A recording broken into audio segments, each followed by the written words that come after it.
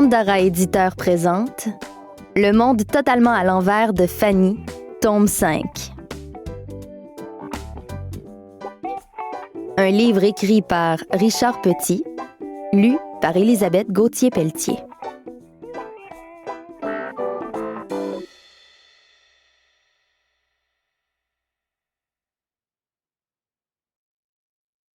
Yo, allô! Rappelle-toi ce qui s'est passé dans les 4 premiers romans. Cette folle aventure de pâté chinois maintenant terminée, les choses semblent être revenues à la normale pour Fanny et ses amis. Oui, à présent, tous peuvent recommencer à s'amuser ensemble comme ils le faisaient avant cette nuit fatidique où des éclairs étranges ont frappé le plus haut édifice de la ville. Nuit fatidique, car dès le lendemain matin, des tas de choses inexplicables se sont produites. Premièrement, tous les parents sont retombés en enfance. Difficile à croire? Imagine un adulte de taille normale, se comportant comme un petit gamin turbulent, ou pire, comme un bambin en pleine crise de bacon parce qu'il a perdu son précieux hochet.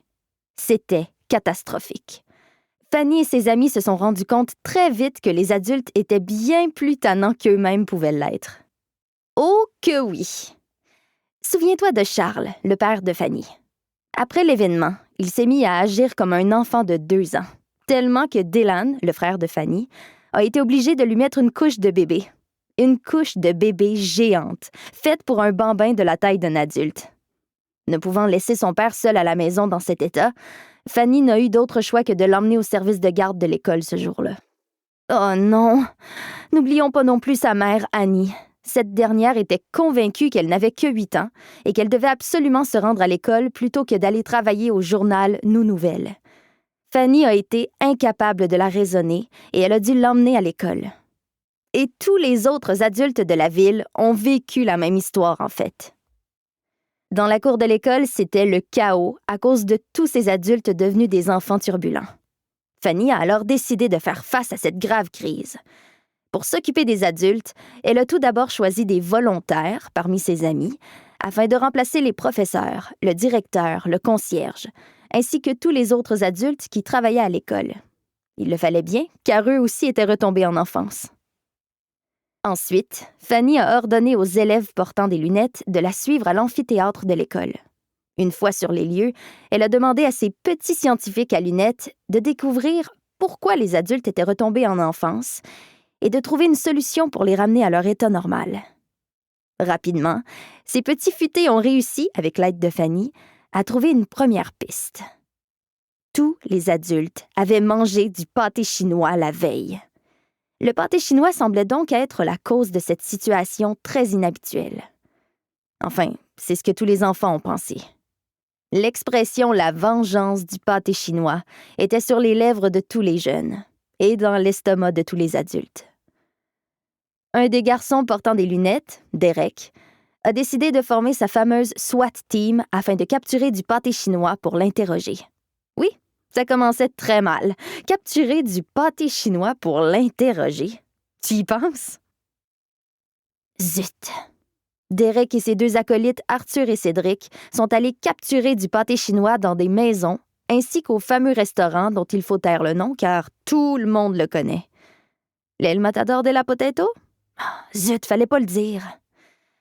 Pendant leur enquête, au moment où ils allaient examiner le toit du plus haut édifice de la ville, celui qui avait été frappé par des éclairs le soir où tout avait commencé, Derek, Arthur et Cédric sont étrangement devenus tout petits, comme de petites figurines de super-héros en plastique. Qu'est-ce qui a fait rapetisser les 3 garçons? Eh oui, d'autres éclairs bizarres. Par la suite, la situation s'est encore aggravée. Certaines constructions se sont mises à se déplacer toutes seules dans la ville. Oui, des maisons, des restaurants et des grands buildings se promenaient d'une rue à l'autre. Plus rien n'allait.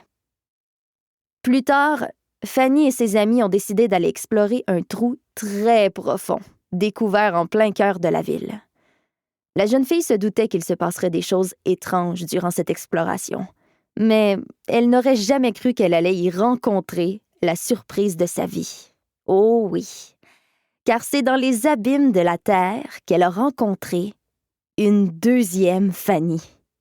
Oui, une autre Fanny, exactement comme elle. 2 têtes valent mieux qu'une, surtout 2 têtes de Fanny. Ensemble, les 2 Fanny sont parvenus à trouver ce qui avait déclenché cette grande catastrophe qui affligeait la ville. Un appareil pour contrôler le temps qu'il fait.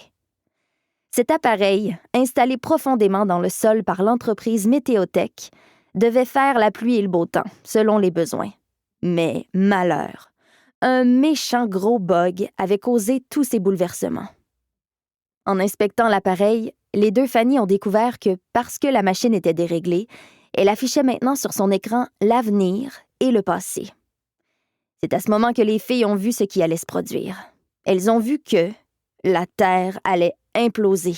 Oui, imploser, disparaître et faire place à un immense trou noir dans l'espace. Il fallait donc agir très vite. Les 2 Fanny ont aussi découvert que, comme cette machine infernale était défectueuse, elle pouvait téléporter une personne vers le passé. La vraie Fanny a donc décidé de faire ce dangereux voyage dans le but de détruire la machine avant qu'elle ne soit introduite dans le sol et qu'elle ne cause les dégâts que nous connaissons. Bonne idée. Ce voyage a été des plus périlleux et riches en péripéties. Mais, heureusement, Fanny est parvenue à remplir sa mission. C'est ainsi qu'elle a réussi à éviter aux adultes de retomber en enfance et tous les problèmes que cela avait causés. Cependant, comme elle est la seule à avoir fait ce voyage dans le passé, elle est aussi la seule à savoir ce qui aurait pu arriver si elle n'était pas parvenue à détruire cette machine infernale. Mais il y a un petit hic dans cette histoire. Avant d'être complètement détruite, la machine a malheureusement fonctionné pendant quelques secondes. Elle a donc eu le temps de faire un petit dégât, et un grand, qui auront des conséquences réelles sur la vie des gens de la ville et surtout sur celle de Fanny. Tu veux savoir quel est ce petit dégât? Eh bien, à cause de cette machine infernale, tous les animaux peuvent maintenant parler. Il reste à savoir quel est le grand dégât. Chapitre 1. Les confidences comiques d'un cochon d'Inde. Alors que, dans la classe de biologie, Fanny se concentre pour terminer un examen, une toute petite voix se fait entendre. « Hey, yo, Fanny! » La jeune fille regarde partout autour d'elle. Les autres élèves ont tous la tête penchée sur les feuilles à remplir. Perplexe, elle se remet au travail. La petite voix se manifeste encore une fois. « Hey, Fanny! » Ça vient de la cage de Brutus, le cochon d'Inde. En levant les yeux, Fanny s'aperçoit que le petit animal est en train de lui envoyer la main.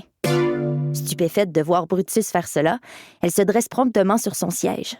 « Désolée de te déranger, Fanny, » lui dit le cochon d'Inde. « J'ai une nouvelle importante à t'apprendre. Tu as réussi à détruire la machine défectueuse de l'entreprise Météotech, mais elle a tout de même eu le temps de changer des choses, tu sais. » Et Brutus pointe la fenêtre. Dehors, sur une branche, un écureuil sourit à Fanny en levant son pouce. Fanny laisse tomber sa tête sur son pupitre. « Non, ce n'est pas vrai. »« Ben oui, Fan, » lui lance Brutus. « C'était à prévoir avec tout ce qui est arrivé. Tu es très chanceuse que ce ne soit pas plus grave que ça, tu sais. »« Arrête de parler, Brutus, » dit Fanny en se redressant. « Tu vas finir par attirer l'attention du prof. Nous sommes en plein examen de bio. » Levant les yeux au ciel, elle ajoute pour elle-même « Je ne peux pas croire que je suis en train de jaser avec un simple cochon d'Inde, moi. » Le nez entre 2 barreaux de sa cage, Brutus la regarde d'un air insulté. « Je ne suis pas un simple cochon d'Inde, tu sauras. Je suis maintenant un cochon d'Inde qui peut tenir une conversation avec un être humain. »« Bon, je t'ai dit de te taire, » chuchote Fanny. « Si le prof t'entend, je vais devoir expliquer à tout le monde pourquoi tu es capable... » Nous espérons que vous avez apprécié cet aperçu. Pour continuer à écouter ce livre audio sur Google Play Livres, utilisez le lien dans la description de la vidéo.